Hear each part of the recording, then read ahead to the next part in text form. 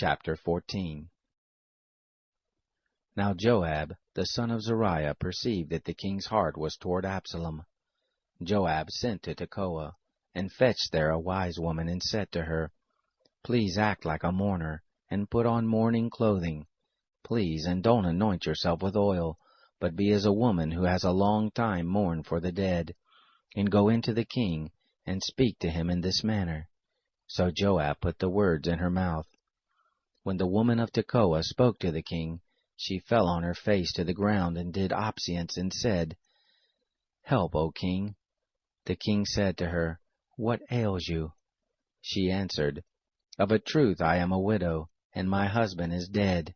Your handmaid had 2 sons, and they strove together in the field, and there was none to part them. But the one struck the other, and killed him.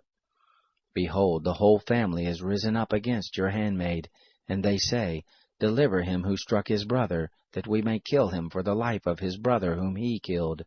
And so they destroy the heir also.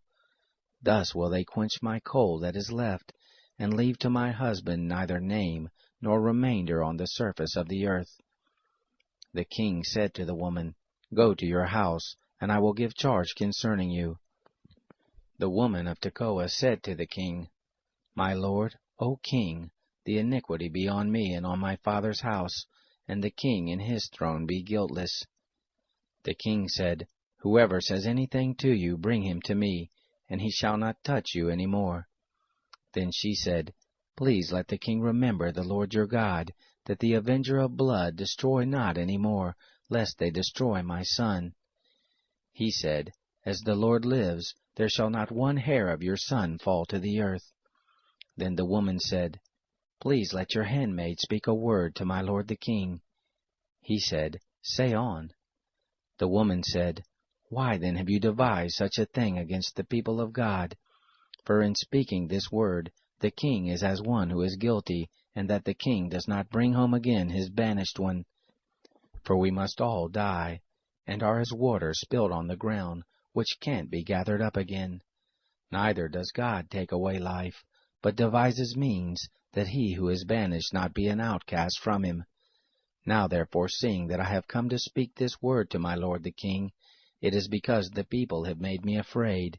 And your handmaid said, I will now speak to the king. It may be that the king will perform the request of his servant. For the king will hear, to deliver his servant out of the hand of the man who would destroy me and my son together out of the inheritance of God.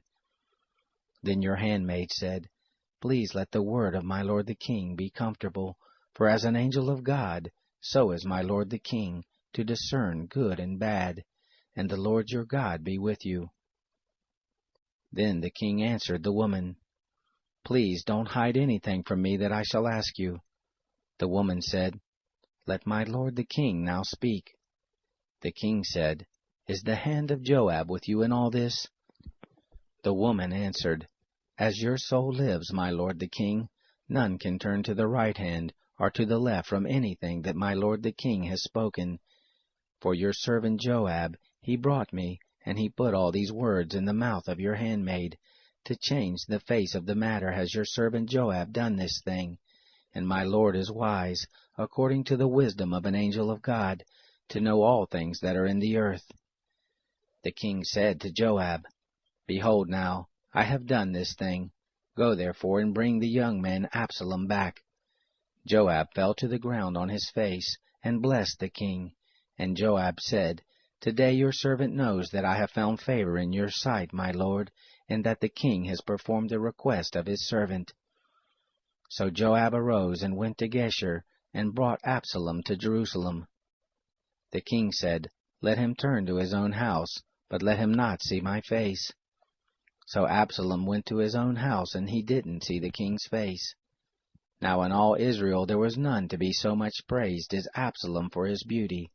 From the sole of his foot even to the crown of his head there was no blemish in him. When he cut the hair of his head, now it was at every year's end that he cut it, because it was heavy on him, and therefore he cut it. He weighed the hair of his head at 200 shekels, after the king's weight. To Absalom there were born 3 sons and 1 daughter, whose name was Tamar. She was a woman of a beautiful face. Absalom lived 2 full years in Jerusalem, and he didn't see the king's face. Then Absalom sent for Joab to send him to the king, but he would not come to him. And he sent again a second time, but he would not come. Therefore he said to his servants, Behold, Joab's field is near mine, and he has barley there. Go and set it on fire. Absalom's servants set the field on fire. Then Joab arose and came to Absalom to his house, and said to him, Why have your servants set my field on fire? Absalom answered Joab, Behold, I sent to you, saying, Come here, that I may send you to the king to say, Why am I come from Geshur? It is better for me to be there still. Now therefore let me see the king's face, and if there be iniquity in me, let him kill me. So Joab came to the king and told him, and when he had called for Absalom, he came to the king, and bowed himself on his face to the ground before the king, and the king kissed Absalom.